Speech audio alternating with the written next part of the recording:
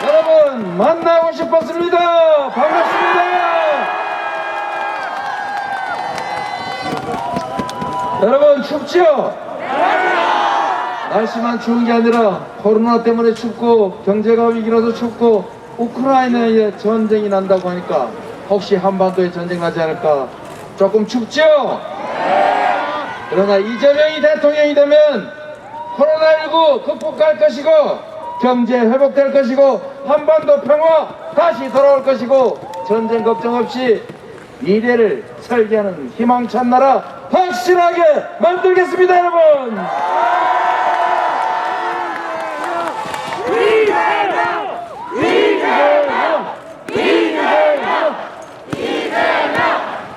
여러분 이렇게 많이 오신 줄 모르고 좀 넓은 데서 자리를 잡을 걸. 이 세종에 이 정도밖에 안 되는 건 아니잖아, 그죠? 곧 대통령이 3월 10일에 당선되면 집무실 만들어서 근무할 것인데 이렇게 처가 되겠습니까?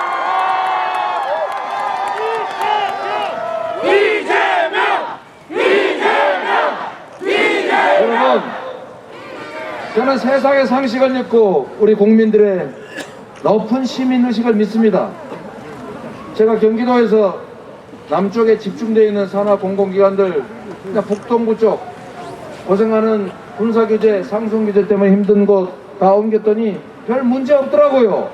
자, 전국의 공공기관들 지방으로 옮겨서 함께 사는 균형 발전하는 나라 누가 만들겠습니까? 이재명! 여러분들 저 마스크 좀 벗어도 되겠지요? 자, 사진 한번 찍어주십시오.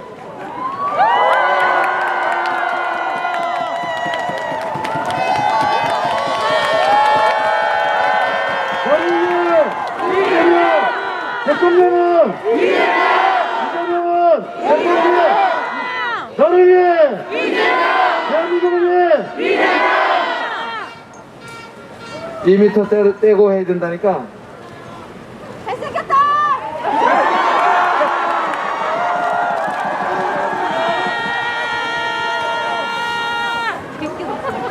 멋있다. 여러분 진짜 잘생겼다고 여러 번 얘기하면 진짜인 줄 아는 수가 있습니다. 진짜예요. 잘생겼다. 잘생긴 대통령 이재명. 세종시민 여러분, 우리는 언제나 더 나은 세상을 열망하죠. 더 행복한 사랑을 원하죠. 우리 가족들도 우리 다음 자녀들도 미래가 있는 행복한 세상 만들도록 우리가 노력해야 되겠죠. 그게 바로 3월 9일날 이재명을 대통령 만드는 것입니다. 여러분 제가 뭐 특별한 사람이겠습니까? 그러나 성남시 경기도에서 실적으로 여러분들이 이 자리까지 불러주셨지 않습니까? 검증된 유능한 대통령 후보 누굽니까 여러분?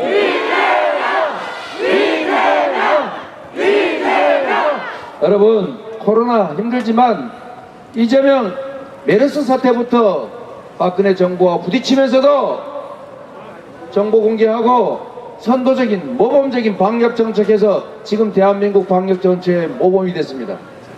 작년 재작년이죠 벌써. 남들은 압수수색 무서워서 못할 때 혹시 대통령 되는데 장애될까봐 못하지만 저 이재명은 과감하게 신천지 본진 쳐들어가가지고 명부 구하고 시설 폐쇄하고 그리고 교주 감히 교주라고 안 하는 게 어딨냐 보건소에서 검사 받아라. 그래서 제가 검사 받게 했지 않습니까 여러분?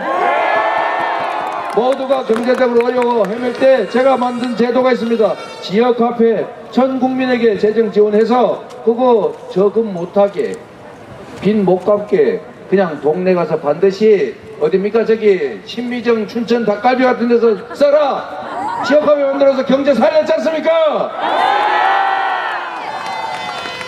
자, 코로나19 신속하게 극복하고 유연하고 스마트한 방역 체제로 전환하고 영업에 크게 지장 없이 중환자 중심으로 확실하게 관리하고 우리 국민들이 마스크만 잘 쓴다면 규제 제한 별로 안 해도 된다. 유연하게 스마트하게 방역 정책 바꿀 사람 누굽니까 여러분? 이재명! 국가가 해야 될 방역 정책 책임을 우리 소상공인 자영업자들, 우리 국민들이 부담했습니다. 전체를 위해서 특별한 희생을 치르고 특별한 부담을 한 그들에게 우리 국가의 이름으로 우리 국민 모두가 책임져 주는 것이 맞겠죠? 지난 시기에 우리 코로나 때문에 빚진 거 우리 정부가 인수해서 채무 조정하고 탕감하고 신용 대사면하고 그리고 만기 돌아온 빚 만기 연장 해줘야 되지 않습니까? 앞으로 방역 정책 때문에 특별히 희생 치르는 우리 국민들을 위해서 손실보상 지원 확실하게 하고 또 경제도 살려야 되니까 백신도 부스터샷 만드는데 경제도 부스터샷 한번 해야 되겠죠?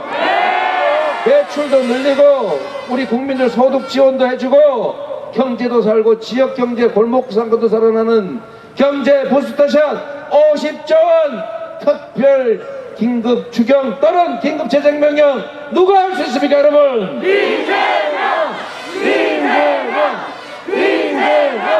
여러분 국가가 할 일 중에 제일 중요한 게 뭡니까? 국민의 생명과 안전을 지키는 안보 중요하죠. 질병, 재난, 감염병으로부터 그리고 외국의 침략으로부터 국민의 생명을 지키는 일이어야 합니다. 이건 국가의 책임이고 이건 매우 중요한 기본에 가는 것이기 때문에 결코 정략을 위해서 악용하면 안 됩니다. 그렇습니까? 그런데 사드 배치하겠다고 세종시 근처에다 사드 설치하면 어떻게 됩니까 여러분? 사드 설치하겠다고 하지 않나 가만히 있는데 괜히 선제 타격한다고 해가지고 한반도의 전쟁의 위기를 고조시키지 않나. 몰라서 그러는 것이 아니라 이거는 알면서도 하는 것입니다. 안보 위기를 조장해가지고 국민의 고통을 이용해서 표를 얻어보겠다. 어딘가 들어봤던 것 같지 않습니까? 북풍, 총풍, 신형, 충풍, 폭풍하겠다는 거 아닙니까 여러분? 경제를 망가뜨릴 수도 있습니다. 안보의 위기를 가져옵니다. 평화보다는 전쟁의 위험을 높입니다. 안보를 확실하게 책임질 사람 누굽니까 여러분? 그리고 여러분 우리가 이렇게 모여서 하는 것은 다 우리가 함께 잘 살자는 것이죠. 함께 잘 살기 위해서는 규칙을 잘 지켜야 되겠죠. 지도자가 되겠다는 사람이 규칙을 안 지키고 자기 이익을 위해서라면 가족들의 비리도 봐주고 주가 조작하고 부동산 투기하고 지가 해놓고 남의 덮어 씌우고 이러면 되겠습니까 여러분? 공정한 질서를 유지할 수 있는 사람 스스로 우리 국민들의 모범이 될 수 있는 사람이라야 국가 지도자가 될 수 있다. 맞습니까 여러분?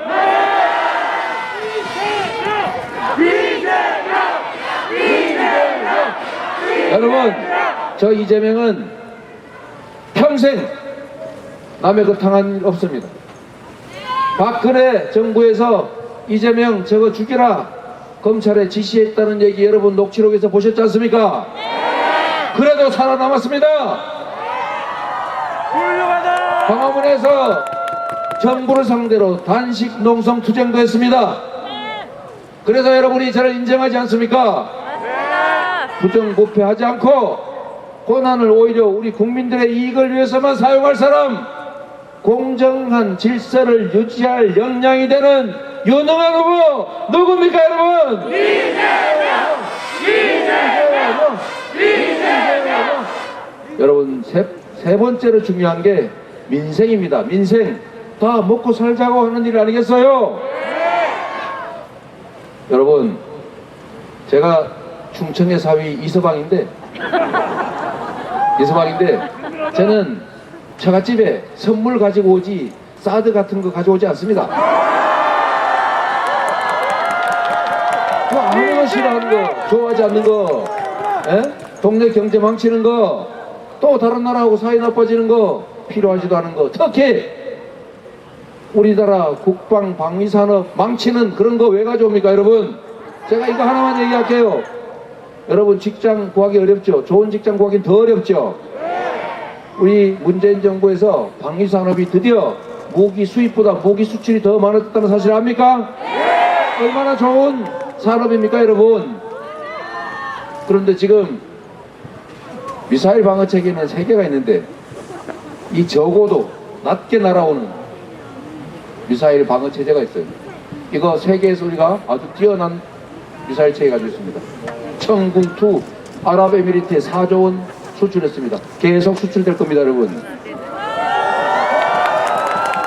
두 번째, 중고도 중간 높이 LSM 이거 우리나라 며칠 있다가 곧 시험 발사합니다.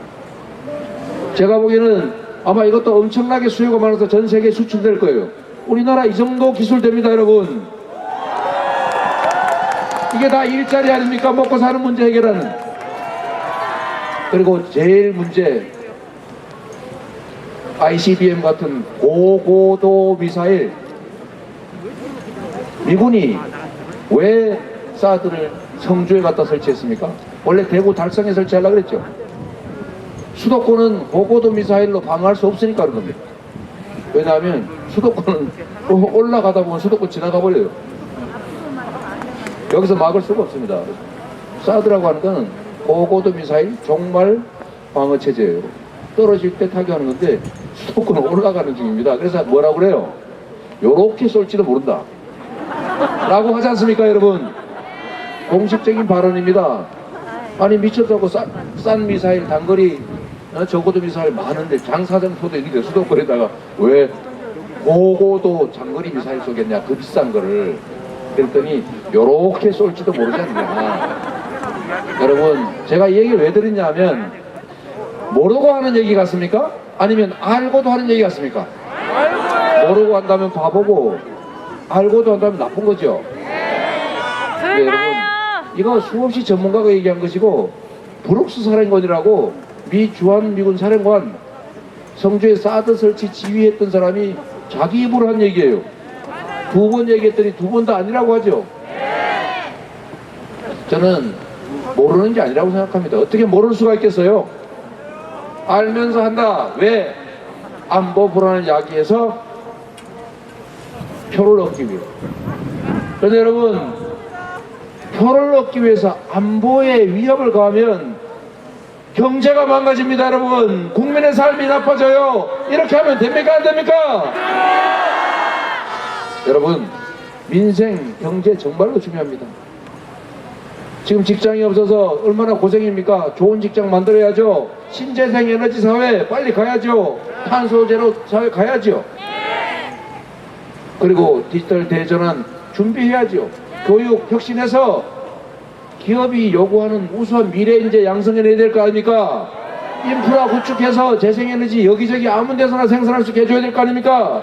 그래야 기업이 살고, 그래야 산업 전환이 이루어지고, 그래야 신산업이 생겨나고, 그래야 좋은 일자리가 생겨나지 않겠습니까? 기업을 살려서, 시장을 살려서 경제를 회복시키고 지속적으로 성장하게 할 유능한 경제 대통령 후보 누굽니까, 여러분? 이재명! 이재명!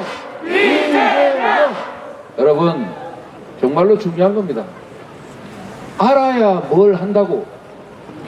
면장이라도 그 면장이 아니라고 그러고 뭐라 그러더라고요.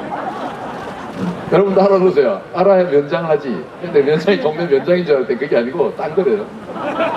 여하튼 알아야 뭘 하지 않습니까? 경제를 알아야 최소한의 상식은 있어야 그에 부합하는 전문가도 쓰고 충신인지 간신인지도 알고 비전문가인지 가짜인지 진짜인지도 구별할 거 아닙니까? 맞습니다. 본인이 무능하면서 유능한 사람을 골랐으면 경제가 살고 나라가 발전한다. 여러분, 가능한 얘기입니까? IMF를 우리가 신속하게 극복하고 ICT 정보화 산업으로 우리나라가 전환한 것도 김대중 대통령께서 해안이 있고 통찰력이 있고 능력이 있었기 때문에 가능한 것이었죠. 김대중 대통령이 IMF를 극복했던 것처럼 지금의 이 경제 위기를 오히려 기회로 만들어서 새로운 도약, 새로운 성장의 기회로 만들 사람 누굽니까, 여러분? 이재명! 이재명! 이재명! 여러분, 경제 매우 중요한 게 있습니다. 지금 우크라이나 전쟁하니까 우리나라 주식시장 떨어지고 있죠. 그런데 만약에 한반도에 전쟁 위기가 고조되고 한반도 정세가 불안해지면 코리아 디스카운트, 지정학적 리스크 이거 점점 커지지 않습니까? 그런데 어떻게 선제 타격 얘기를 해가지고 군사 긴장을 유발하고 미국에서 오히려 윤모씨 대통령 되면 한반도의 전쟁 위기가 고조된다, 한반도가 불안정해진다, 걱정된다, 이렇게 하게 만들고 있지 않습니까? 경제는 안정되어야 투자를 합니다. 예측 가능해야 기업들은 기업 활동을 해요. 경제에 가장 나쁜 게 뭐냐? 불안입니다. 예측 불가. 전쟁의 위기를 고조시키거나 군사적 긴장을 유발하거나 한반도의 정세를 불안하게 만들면 대한민국의 경제가 나빠지고 그 피해는 바로 여러분이 입습니다. 누가 입는다고요? 바로 여러분이 그 피해를 입게 됩니다. 안 그래도 경제적으로 어려운데 정치적으로 표 몇 개 얻어보겠다고 이런 식으로 군사 긴장 유발하는 선제 타격, 사드 배치 이런 거 하면 안 되겠죠? 저 이재명은 경제를 살리겠습니다. 안정적인 상황 속에서 국가가 인프라 투자, 교육 투자, 과학기술 투자해서 우리 기업들이 시장을 해서 자유롭게 산업전환하고 새 신사업 진출할 수 있도록 해서 여러분 일자리, 우리 젊은이 여러분 일자리 때문에 친구와 싸우면서 적이 되지 않게 제가 확실하게 책임지겠습니다.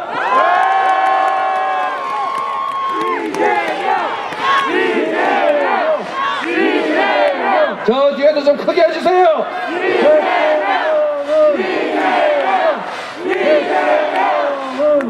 여러분 또 하나 중요한 게 있습니다.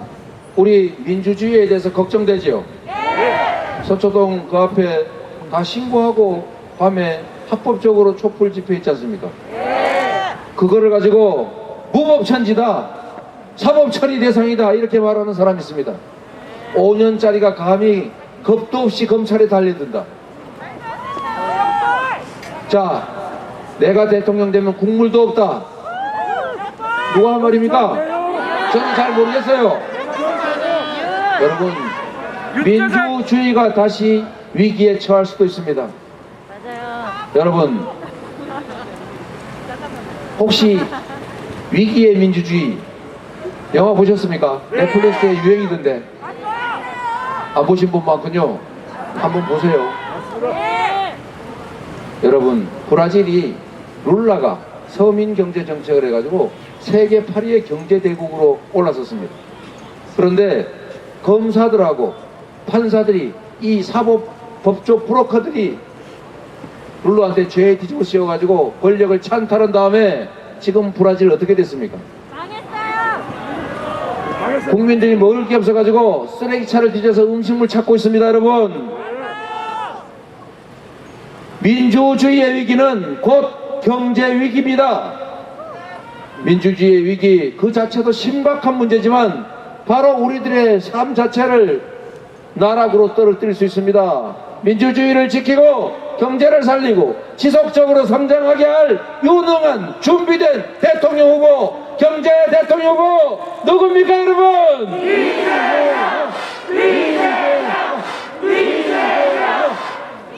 여러분, 우리는 청년들에게 정말로 미안하게 생각해야 됩니다. 제가 여기 계신 청년들한테 표 얻어보려고 일부러 이러는 거 아닙니다.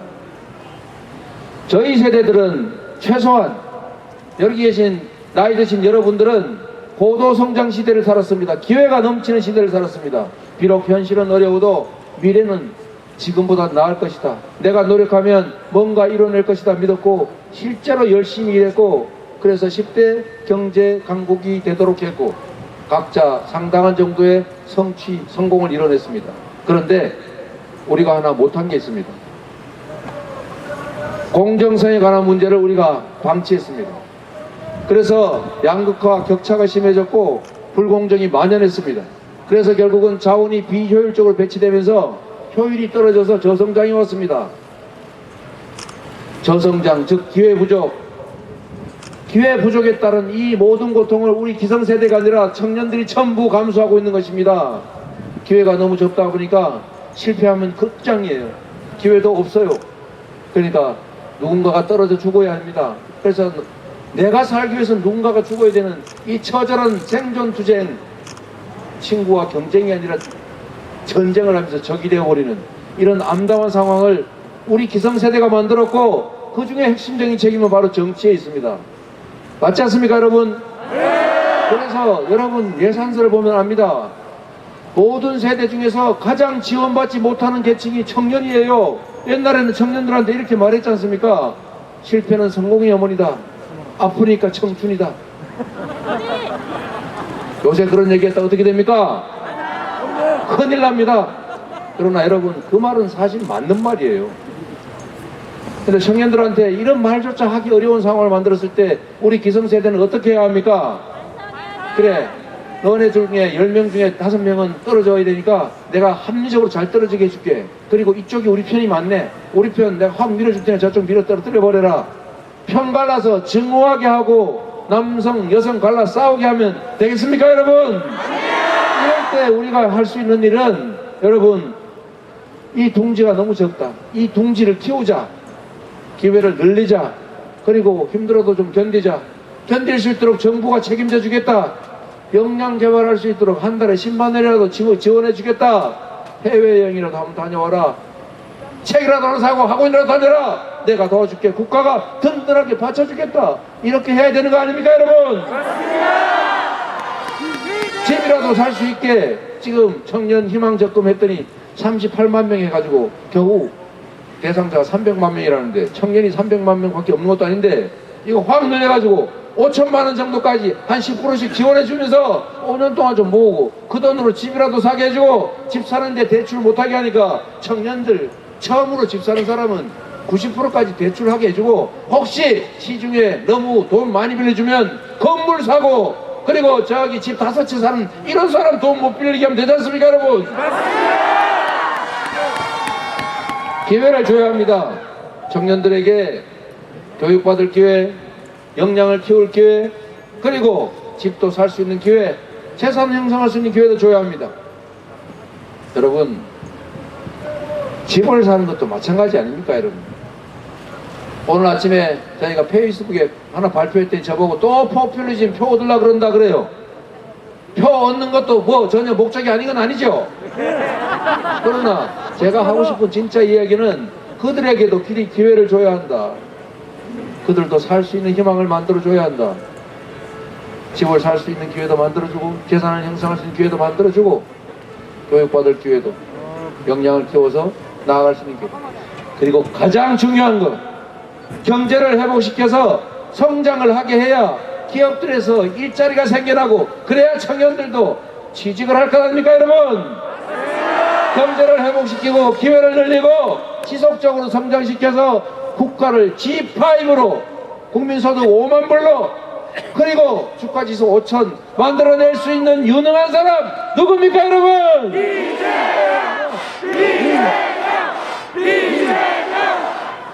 여러분 저는 자신 있습니다. 정말로 호미 같은 성남시장의 권한을 가지고 그 부패로 유명하던 도시를 제가 5년 만에 전국 최고의 도시로 만들어서 대통령 선거에 불려 나오지 않았습니까? 제가 경기도지사 2년 하고 난 다음에 바로 전국에서 가장 일 잘한다, 가장 만족도가 높다 경기도 선정됐지 않습니까? 실적으로 실력을 증명해온 이재명이 그 실적 때문에 이 자리에 왔는데 앞으로 대한민국의 경영을 맡겨주면 제가 확실하게 책임지겠습니다 여러분.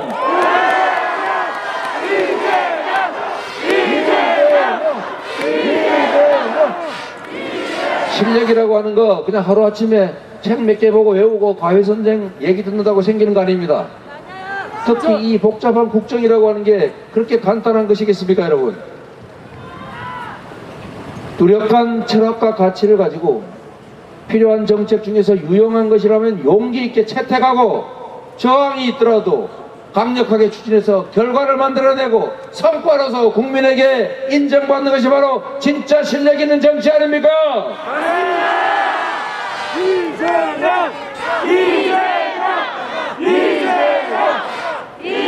공약 이행률 95%, 아무것도 가진 것 없지만 오로지 실적과 실력만으로 여러분의 부름을 받아 이 자리에 온 이재명, 저에게 기회를 주시면 여러분의 미래, 대한민국의 미래 확실하게 책임지고 우리가 오늘보다는 내일이 나을 것이다, 내 다음 세대는 나보다 더 나은 삶을 살 것이다 믿고 아이 낳아서 오손도손 열심히 잘 살자, 출산율도 확확 올라가는 그런 희망사회 꼭 만들어서 보답하겠습니다.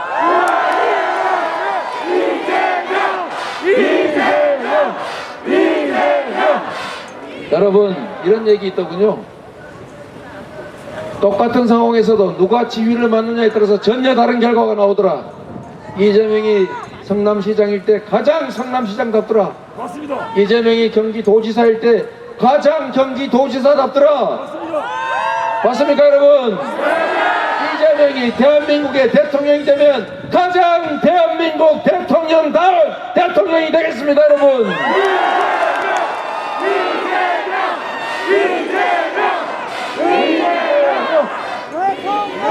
이재명이 없던 그 이전의 대한민국, 이재명이 대통령이 된 그 이후의 대한민국은 완전히 다를 것입니다. 여러분, 3월 10일에 대한민국은 두 가지 길을 가게 될 것입니다. 첫 번째는 정치 보복 횡행하고 우리가 가슴을 치면서 다시 우회하고 지몬미 외치고 집회 제대로 할 수 없어서 저기 옥상에 우리 80년대에 들었던 것처럼 유인물 50장 뿌리고 도망가다 잡혀서 감옥 가고, 경제는 망가지고 안보는 불안하고 한반도 정세는 전쟁을 향해 치닫는 그런 세상이 올 수도 있습니다. 그러나 여러분, 또 하나의 세상이 있습니다. 민주주의가 꽃피고 국민들이 화합 통합하고 미래, 과거가 아니라 미래로 가고 정쟁이 아니라 경제가 살아나는 희망 있는 사회에 열릴 수 있습니다. 이 두 가지 길 중에 어떤 길이 될지는 3월 9일에 결론이 날 것입니다. 3월 9일에 이재명을 선택하느냐 윤석열을 선택하느냐 고민하지 마십시오. 진정 고민이 될 것은 내일 3월 10일부터 시작될 우리의 미래, 대한민국의 운명이 어떻게 될지를 관심 가져주십시오, 여러분.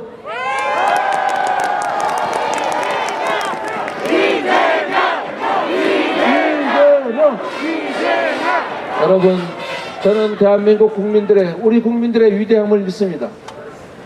황무지에서 세계 10대 경제 강국으로 성장해온 것도 우리 국민들의 노력 덕분이고, 그리고 코로나19 전 세계에서 가장 사망자, 감염자 적고 가장 경제 피해 적은 나라 다 우리 국민들께서 이렇게 적극적으로 협력해서 가능하지 않았습니까? 저는 우리 국민들은 준비되어 있다고 봅니다. 정치가 부족해서 그렇습니다. 정치만 제대로 한다면 이 나라가 얼마나 발전할 것이며 얼마나 더 좋아질 것이며 세계 5대 경제 강국 되는 거 어렵지 않다고 생각합니다. 동의하십니까, 여러분?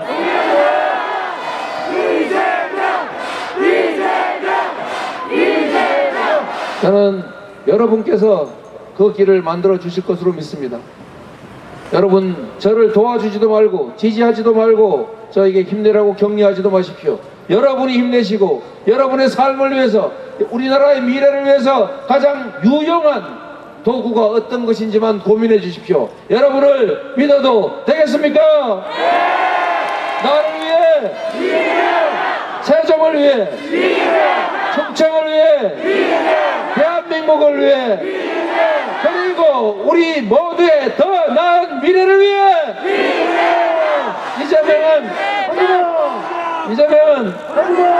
이재명은 여러분과 함께, 국민과 함께 이재명은 감사합니다. 네, 부모님께서 우리 세종 특별자치시 시민들을 위해서 특별한 약속을 준비했습니다. 우리 시민들을 대표하시는 공약서를 가지시고 무대 위로 올라와 주십시오. 예. 이재명 후보자의 주요 공약을 국민 여러분들께 약속드리는